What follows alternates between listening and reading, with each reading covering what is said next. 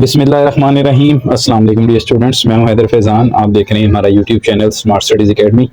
Students, जैसा कि आप जानते हैं कि हमारा जो सफ़र है उसका आगाज़ ईयर 2024 में फ़र्स्ट ईयर के सेशन के साथ हुआ और अल्हम्दुलिल्लाह उसका बेहतरीन इख्तिताम ईयर 2025 में फ़र्स्ट ईयर के पेपर के साथ हुआ। हमने इस सेशन के दौरान मुकम्मल national book foundation first year math की बुक को सॉल्व किया, उसके MCQs को सॉल्व किया और एट दी एंड हमने एक गेस्ट पेपर भी आपके साथ शेयर किया और अल्हम्दुलिल्लाह स्टूडेंट्स इस बात के गवाह हैं कि उस पेपर में से काफ़ी कुछ जो है वो एग्ज़ाम में आया था। अब स्टूडेंट्स, आपके पास आज की वीडियो लाने का ये मकसद है कि national book foundation second year math की जो बुक है वो लॉन्च हो चुकी है और उसका जो ऑफिशियल वर्जन है वो भी अपलोड हो चुका है नेशनल बुक फाउंडेशन की वेबसाइट के ऊपर। और आज मेरी ऑफिशियल्स के साथ बात हो रही थी तो उनके मुताबिक ईद के बाद जो है वो बुक जो national book foundation second year math की है वो सदर रावलपिंडी में और बहुत सी जो जनरल स्टोर्स हैं, सुपर स्टोर्स हैं बुक से, उनके ऊपर अवेलेबल होगी। आप लोग अपने रेलिवेंट सिटीज़ के अंदर किसी अच्छे रेप्यूटेड बुक स्टोर से पता कर सकते हैं। आज की वीडियो बनाने का ये मकसद स्टूडेंट्स आपके साथ नेशनल बुक फाउंडेशन की जो सेकंड ईयर की मैथ की बुक है उसके टॉपिक्स को, उसके चैप्टर्स को डिस्कस करना है लेक्चर 1 की अपलोड होने से पहले, ताकि आपको पता चल सके कि इस बुक के अंदर ऐसा क्या कुछ नया है और क्या कुछ ऐसा है जो जिससे रेलिवेंट चीज़ें आप पहले पढ़ चुके हैं। क्योंकि बहुत सारे स्टूडेंट्स के कमेंट्स और या व्हाट्सएप पे भी मैसेजेस रिसीव होते हैं कि सर बुक के बारे में कोई इंट्रोडक्शन दें, ताकि हमें ये पता चल सके कि इससे पहले हम इस बुक में कुछ चीज़ों को पढ़ चुके हैं या कौन सी चीज़ें ऐसी हैं जो बिल्कुल हमारे लिए न्यू हैं। तो चलें स्टार्ट करते हैं। स्टूडेंट्स, आपकी ये बुक जो है ये टोटल 10 चैप्टर्स के ऊपर मुश्तमिल है। ठीक है, फर्स्ट ईयर की जो बुक थी वो 9 चैप्टर्स की थी, ये आपकी बुक 10 चैप्टर्स की है। ठीक है, और no doubt second year math की बुक है, इंजीनियरिंग के स्टूडेंट्स इसको पढ़ते हैं तो ऐसा नहीं है कि बुक बिल्कुल ही आसान होगी। फर्स्ट ईयर की बुक भी इतनी आसान नहीं थी, कुछ चैप्टर्स बहुत आसान थे, कुछ चैप्टर काफ़ी टफ थे। लेकिन सेकंड ईयर मैथ की बुक, क्योंकि आप अब सीनियर स्टूडेंट्स हैं कॉलेज की, इसके बाद आपने यूनिवर्सिटीज़ में जाना है, कुछ स्टूडेंट्स इंजीनियरिंग में जाएंगे, कुछ रेलिवेंट फील्ड्स में जाएंगे, तो मैथ की बुक को भी मैंने देखा है कि इसको इसी तरह से डिज़ाइन किया गया कि सारे टॉपिक्स को कवर किया गया है, अप्लाइड और प्योर मैथ दोनों के टॉपिक्स को। अगर हम इसके चैप्टर नंबर 1 की बात करें तो चैप्टर नंबर 1 है students function and graphs. Function and graphs का ये चैप्टर आपको काफ़ी हद तक रेलिवेंट लगेगा। फर्स्ट ईयर मैथ की बुक के अंदर हमने चैप्टर नंबर 8 और चैप्टर नंबर 9 पढ़ा था, trigonometric functions and their graphs. तो फंक्शंस की डेफिनेशन यहाँ पर भी वही है। फंक्शन क्या होते हैं स्टूडेंट्स, आप बेहतर जानते हैं, अगर नहीं तो मैं इसको थोड़ा सा एक्सप्लेन कर देता हूँ कि फंक्शन बेसिकली हमारे पास एक मशीन होती है, एक रूल है, एक टूल है, एक मैपिंग है जो एक वेरिएबल को या वैलिड इनपुट को किसी के अकॉर्डिंग हमें वैलिड आउटपुट देता है। ठीक है, यानी इसके लिए एक इनपुट वेरिएबल होता है और एक आउटपुट वेरिएबल होता है। जो इनपुट वेरिएबल है वो इंडिपेंडेंट वेरिएबल कहलाता है और जो आउटपुट वेरिएबल है वो रेंज कहलाता है। ठीक है, और डिपेंडेंट वेरिएबल भी कहलाता है और इनपुट वेरिएबल को हम डोमेन भी कहते हैं। तो ये सारी चीज़ें इंशाल्लाह हम इसके अंदर पढ़ेंगे। अगर आप स्लाइटली सी इसकी डेफिनेशन के बारे में देख लें तो functions represents the relationship between variables and their graphs provides a visual representation of these relationships. Graphs को स्टूडेंट्स आप लोग इस बात के गवाह हैं कि हमने फर्स्ट ईयर मैथ के अंदर 9 चैप्टर में जो ट्रिग्नोमेट्रिक फंक्शंस के ग्राफ थे, क्योंकि वहाँ पे ट्रिग्नोमेट्रिक रेशियोज यूज हो रही थी तो इसलिए उन फंक्शंस को ट्रिग्नोमेट्रिक फंक्शंस कहा गया था। यहाँ पर फर्क ये है कि ट्रिग्नोमेट्रिक के साथ साथ आपके पास अलजेब्रिक फंक्शंस भी आ जाएंगे, एक्सपोनेंशियल और बहुत सारे और भी फंक्शंस इंक्लूड हो जाएंगे। तो हमने वहां पर ग्राफ्स को खाली पेपर पे इस तरह से ड्रॉ नहीं किया था रफली, हमने बकायदा ग्राफ पेपर का सहारा लेके जो फिगर्स हैं, जो कर्व्स हैं, उनको प्लॉट किया था। तो इंशाल्लाह first year second year math के इस चैप्टर में भी आप मायूस नहीं होंगे, ग्राफ्स का ही सहारा लेके। थोड़ा सा टफ जरूर है, मैं इसको देख रहा था, लेंथी भी है और ये बुक फर्स्ट ईयर से लेंथी है। तो इंशाल्लाह यहाँ पर भी हम प्रॉपर वे में पहले हर टॉपिक को डिस्कस करेंगे और फिर उसके बाद उसकी ग्राफ पेपर के ऊपर हम उसके ग्राफ्स को बनाना सीखेंगे ताकि आपकी प्रैक्टिस हो। अब यहाँ पर आपका कंसर्न स्टूडेंट्स ये है कि आपने सिर्फ क्वेश्चन की सॉल्यूशन के ऊपर बाउंड नहीं होना। आपने, अब आप उस स्टेज में हैं, सेकंड ईयर में हैं, आपने कंसेप्ट को सीखने की कोशिश करनी है कि बिहाइंड दिस क्वेश्चन हमारे पास कहना क्या चाहते हैं ऑथर्स। ठीक है, तो कंसेप्ट को आपने सीखना है। क्वेश्चन के सॉल्यूशंस के लिए तो की बुक्स भी अवेलेबल होती हैं, आप लोग वहां से भी कर सकते हैं। तो साथ साथ कोशिश करेंगे कि हम डिटेल में इसको पढ़ें, तो इस चैप्टर में इतना कोई आपको प्रॉब्लम नहीं होगी, ये चैप्टर आसान होगा आपके लिए। सेकंड चैप्टर स्टूडेंट्स आपके पास limits and continuity and derivatives. अगर आप पिंडी बोर्ड या फेडरल बोर्ड की जो भी केपी की सेकंड ईयर मैथ गुजरी है तो उसको देखें तो वहां पर पिंडी बोर्ड के अंदर ये चैप्टर नंबर 2 है, ठीक है, डेरिवेटिव्स का, और केपी के मैथ के अंदर ये chapter number I think so 4-5 है, ठीक है, तो 4 और 5 है बिल्कुल। तो वहां पर ये दो दो चैप्टर्स हैं, क्योंकि डेरिवेटिव्स जो हैं आपके पास, ये समझ लें कि बैकबोन है मैथ की, इंजीनियरिंग मैथमेटिक्स की। जो डेरिवेटिव है और इंटीग्रेशन है, ये बैकबोन होती है, ठीक है। ये बिल्कुल एक न्यू कॉन्सेप्ट है, ये आपको थोड़ा सा कोशिश करनी होगी इसको अच्छे से समझने की। और याद रखें कि यहाँ पर इन्होंने आपके लिए एक आसानी कर दी है कि बाकी बुक्स अगर आप उठाएं तो वहाँ पे लिमिट्स और कॉन्टिन्यूटी का चैप्टर अलग होता है, डेरिवेटिव का अलग होता है। इन्होंने एक ही चैप्टर में कॉन्टिन्यूटी, लिमिट्स और डेरिवेटिव इंक्लूड कर दिए हैं। तो इसका मतलब ये है कि डेरिवेटिव का पोर्शन कम देखने को मिलेगा, क्योंकि डेरिवेटिव्स में दो पोर्शन आगे हो जाते हैं, एक सिंपल डेरिवेटिव हो जाता है और एक हायर ऑर्डर डेरिवेटिव आपके पास आ जाता है, ठीक है। तो अगर हम यहाँ पे देखें तो लिमिट्स और कॉन्टिन्यूटी फंक्शंस के साथ रिलेटेड कॉन्सेप्ट है, इनकी अपनी कंडीशंस होती हैं, इंशाल्लाह इसको चैप्टर में डिस्कस करेंगे। डेरिवेटिव्स के बारे में मैं आपको थोड़ा सा आइडिया दे दूं कि जैसे हमारे पास फंक्शन होता है, उसमें एक इंडिपेंडेंट वेरिएबल है, एक डिपेंडेंट वेरिएबल है। जो x है वो इंडिपेंडेंट है, यानी वो आप खुद से पुट करते हैं। y आपके पास डिपेंड कर रहा होता है x के ऊपर, यानी कि वो रेंज वाला वेरिएबल है। तो डेरिवेटिव दरअसल क्या है, instant rate of change in y with respect to x है, यानी कि y के अंदर, डिपेंडेंट वेरिएबल के अंदर इंडिपेंडेंट के हिसाब से जो इंस्टेंट चेंज आता है उसको हम डेरिवेटिव कहते हैं, ठीक है। तो इंशाल्लाह इसको हम डिस्कस करेंगे। अब स्टूडेंट्स नेक्स्ट है हमारे पास chapter number 3, the most important chapter of this book, integration. Integration का दूसरा नाम एंटी डेरिवेटिव भी होता है स्टूडेंट्स, आपको बहुत सारी बुक्स में एंटी डेरिवेटिव के नाम से भी ये चैप्टर देखने को मिलेगा।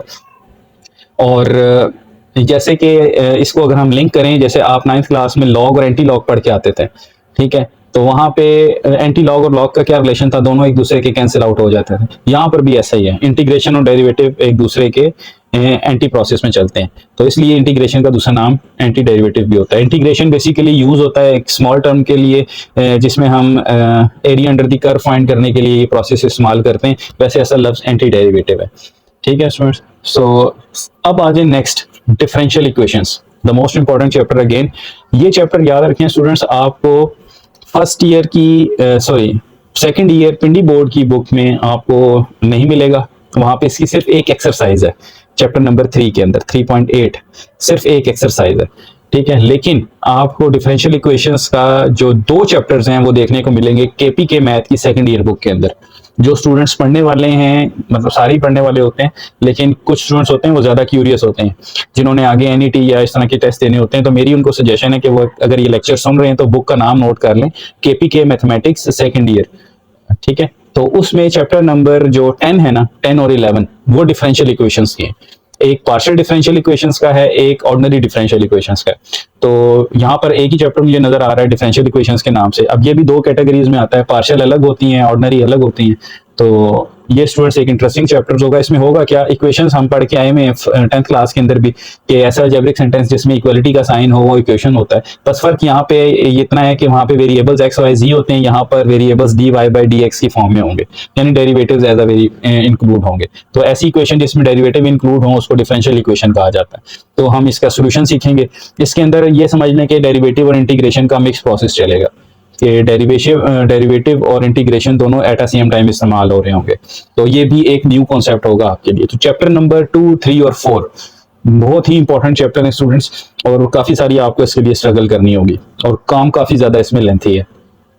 चलते हैं इसके नेक्स्ट चैप्टर 5 की तरफ। चैप्टर 5 फिजिक्स से रिलेटेड है students, kinematics of motion in a straight line, ठीक है। जो फिजिक्स के स्टूडेंट्स हैं वो अच्छी तरह जानते होंगे kinematics is the branch of physics, ठीक है। और हम इसमें देखेंगे स्ट्रेट लाइंस के ऊपर, यानी कि ये थोड़ी सारे का सारा जो है ना वो फिजिक्स के साथ रिलेट करेगा। अप्लाइड मैथमेटिक्स का बेसिकली ये चैप्टर है। तो नेक्स्ट स्टूडेंट्स अगर हम देखें तो चैप्टर नंबर हमारे पास है 6, एनालिटिकल ज्योमेट्री। बहुत इंपॉर्टेंट चैप्टर है स्टूडेंट्स, एमसीक्यूज के लिए और शॉर्ट क्वेश्चंस के लिए। ये समझ लें कि जिस लफ्ज के साथ एनालिटिकल आ जाए ना, एनालिटिकल होता ही आपकी कॉग्निटिव डोमेन के साथ रिलेटेड है, जिसमें आपका सारे के सारा कंसेप्चुअल काम है।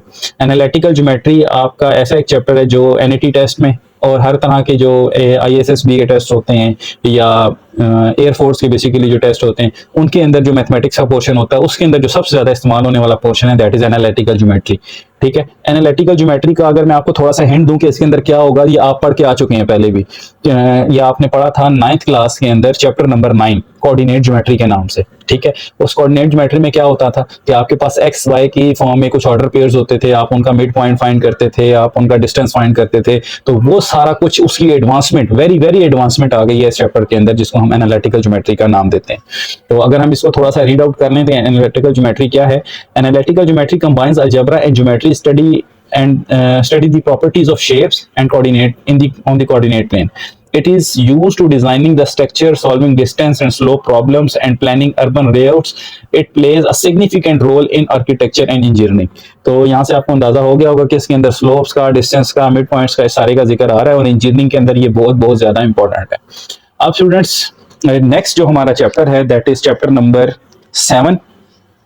और मजे की बात आपको बताऊं कि अगर आप एनईटी का टेस्ट देते हैं तो एनईटी के टेस्ट के अंदर सबसे ज्यादा पूछे जाने वाले शॉर्ट क्वेश्चंस, एमसीक्यूज जो हैं वो कॉनिक सेक्शंस के होते हैं। ठीक है, कॉनिक सेक्शन के नाम से ये चैप्टर आपको पिंडी बोर्ड की बुक में मिलेगा, चैप्टर नंबर 6। और केपी के मैथ, मैं बार बार केपी के मैथ का हवाला इसलिए दे रहा हूँ क्योंकि हम लास्ट 2-3 ईयर से केपी के मैथ सेकंड ईयर पढ़ा रहे हैं, क्योंकि वो बुक बहुत बहुत ज्यादा अच्छी है। ठीक है, उसमें फर्स्ट ईयर मैथमेटिक्स की तरह, नेशनल बुक फाउंडेशन की तरह मिस्टेक्स नहीं है, वो बहुत ही आउट क्लास और आउटस्टैंडिंग बुक है।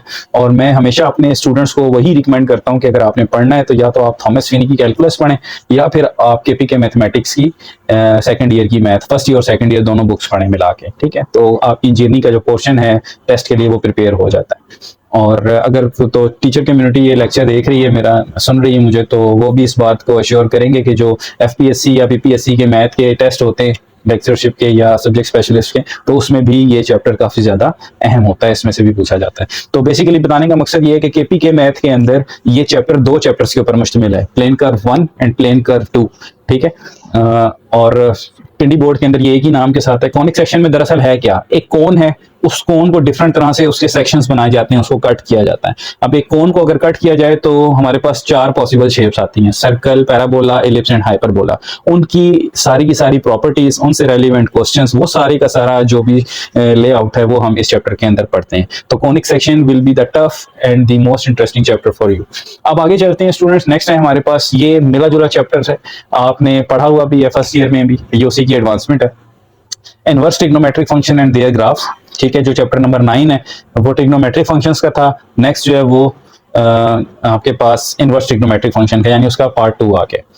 यहाँ पे इनवर्स ट्रिग्नोमेट्रिक फंक्शंस के ग्राफ्स आपने पढ़ने, तो ये एक आसान चैप्टर होगा आपके पास। नेक्स्ट है स्टूडेंट्स हमारे पास चैप्टर नंबर 9। चैप्टर नंबर 9 है आपके पास सॉल्यूशन ऑफ ट्रिग्नोमेट्रिक इक्वेशंस।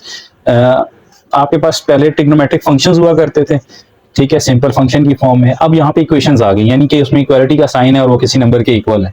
तो यहाँ पे सॉल्यूशन ऑफ ट्रिग्नोमेट्रिक इक्वेशंस का एक चैप्टर ये आपने पढ़ना है। इसके लिए मैं अपने स्टूडेंट्स को जब भी मैं ये पढ़ाऊंगा तो मैं रिकमेंड करूंगा कि Pindi board first year math, Pindi board first year math chapter number 14 एक ही एक्सरसाइज है, वो लाजमी देखें। वो एक ही exercise solution of trigonometric equations की है और वो बहुत ज़्यादा अहम है। तो स्टूडेंट्स ये भी एक आसान चैप्टर होगा आपके लिए, तो इंशाल्लाह इसमें भी कोई आपको ऐसा प्रॉब्लम नहीं आएगी। नेक्स्ट और लास्ट चैप्टर जो आपका है वो है न्यूमेरिकल मेथड्स।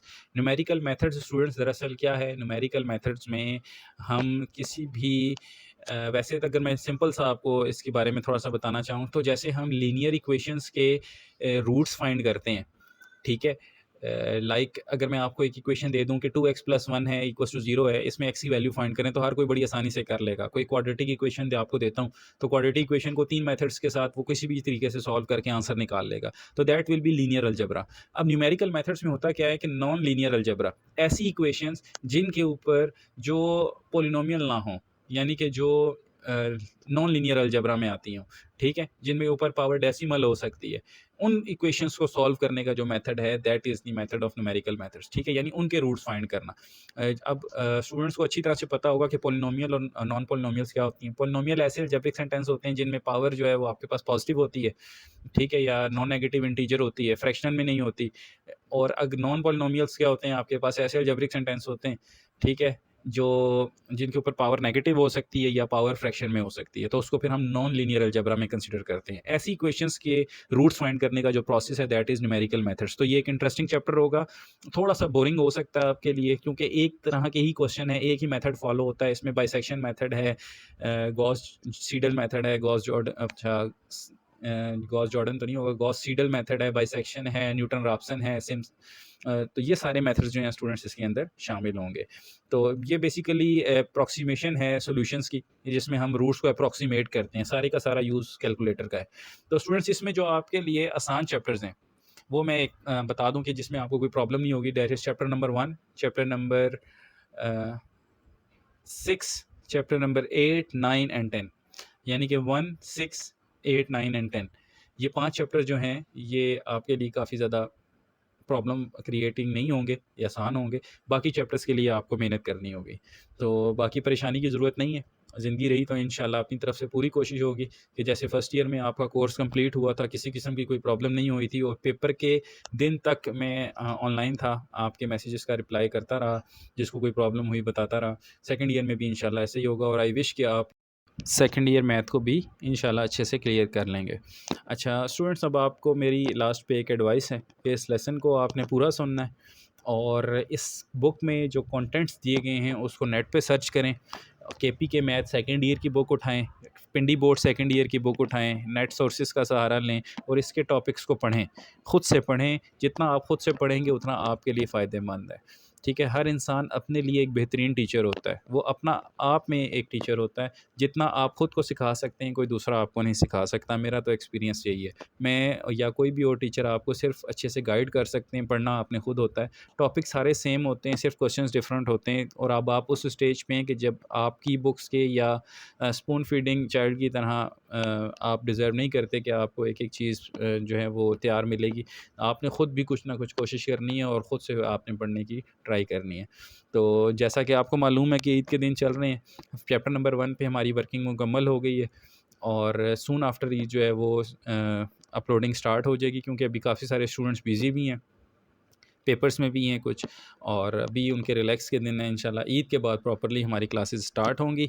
तब तक आपको जो गाइडेंस दी है आपने इन टॉपिक्स को, इन चैप्टर्स को पढ़ना है और जो भी कोई प्रॉब्लम हो, जो भी क्वेश्चन आपके माइंड में रेज़ हो, तो वो मैं हाज़िर हूँ आपके लिए। आप मुझे व्हाट्सएप पे भी मैसेज कर सकते हैं, आप अपना इधर ये कमेंट सेक्शन में भी मुझे बता सकते हैं। तब तक के लिए अपना और अपने पेरेंट्स का बहुत ज़्यादा ख्याल रखिए। ईद को एंजॉय कीजिए। मिलेंगे इंशाल्लाह नेक्स्ट लेक्चर में। तब तक के लिए फ़ी अमानिल्लाह। अल्लाह हाफ़िज़।